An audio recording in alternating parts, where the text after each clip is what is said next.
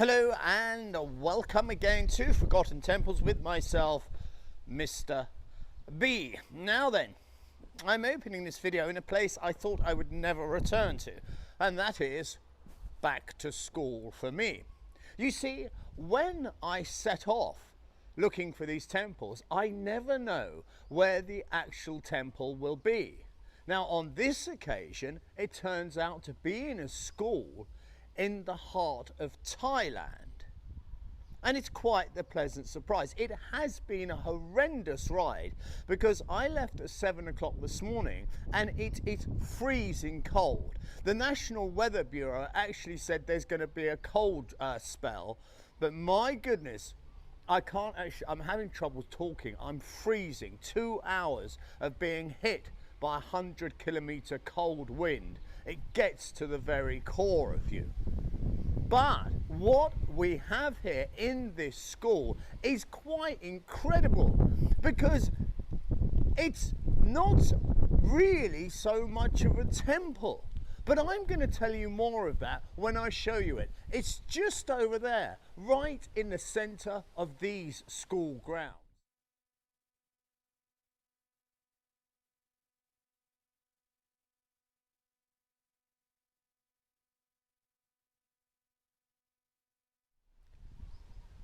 In that pan shot you've just seen, we panned from the school itself to this. This ain't no temple. It looks for all the world like the temple. It was built under the reign of Jayavarman VII, the mighty builder king. And it was under his instructions this kind of building was built. Now, I have been to hundreds upon hundreds upon hundreds and hundreds of temples. I have never seen anything like this. There's nothing comparable. Because what this is, quite incredibly, is a motel. Yes, as the Americans intend that word to be used, a hotel that is purely for a one-night stay because you're moving on. A hotel is a place you may stay for a vacation. A motel is purely by the side of a busy road where you stop to rest for the night. And that is what this is. Quite incredibly, it is an ancient motel. And it's built out of this mighty block stone. It wasn't built out of brick. It is meant to last. Now there's another feature. Can you see on your screen up there, and I'll now zoom into it, there is this large sort of bowl. Now I've seen those being used to place a statue upon, but on this occasion was a light put in there, was a fire lit as a beacon to call in those travellers. But why would you want to do that? Well, it's logical. Think of modern motels with their big flashy signs and the big arrow saying this way to the motel, because this thing will survive on money. It's very important to get your travellers here because this is a business. This isn't about worship. This is about a safe place to stay. Now, what we do know is not just the building would have been here.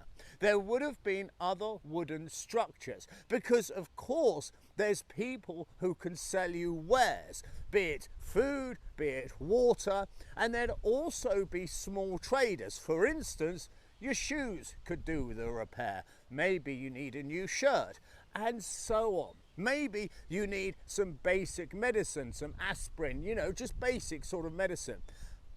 And it all would have been here. There would have been travellers who would have been communicating, saying, well, I've just come from that way and what I've discovered, and it would be an absolute throbbing heart on those big, long, ancient roads. Now, I said it's very much a business, but there was also the religious element here, and we'll see there's remnants of that when we go inside, and going inside is epic. because it's completely different. It's a much bigger space altogether. So to display its size, I'm going to have to do what I so often do, and that is bugger off. Now, excuse the foliage, which I think looks rather pretty in a shot, but there's nothing else I could do. They're rather keen on trees in this school. Now, if I stand next to this structure, this motel, you will see that the lower area of the window is approximately 6 foot in the air. And you will see how big this place is. And that's why I made a point at the beginning of saying it's not built of brick. It's built of this large laterite blocks. This thing was quite simply incredibly imposing. Even the motels of this king were making a statement. And do you know what's incredible? There's only 17 of these out there. And amazingly, I've come across one of them. I can't tell you how much this place impresses me. The tales it could tell of those weary travellers. And I, myself, am a traveller. I have come an awful long way. So I may cross its threshold. The only things that live here now are pigeons. You may have seen a few just dash out then. Wow. Just wow. You now see what I'm talking about. This is a much larger space than any temple. And you remember me saying it still had a religious aspect to it? Well, we only need to look down. And here is a pedestal where a statue once stood to a mighty god. And there's a second one, which is just down here, which is larger. But this is a big old space. And it's here another good god would have stood that would have greeted those travellers. And here I am, just another worn out traveller, like so many that came here, thousands upon thousands. And these walls echo with their memory, but unfortunately not the tales that they told. This place, for all the world, looks like a cathedral to me. And it is. It's a cathedral to great men, great travellers, who said, I'm not going to sit around and just, I don't know, do the mundane. I'm pushing on down the road for trade, for knowledge, or just for the hell of it. But it is those travellers that stayed right here that forged an empire. Because without them going further, going over the next horizon, well, that empire would never have been built. I very much hope that you have enjoyed this little adventure in a far off land.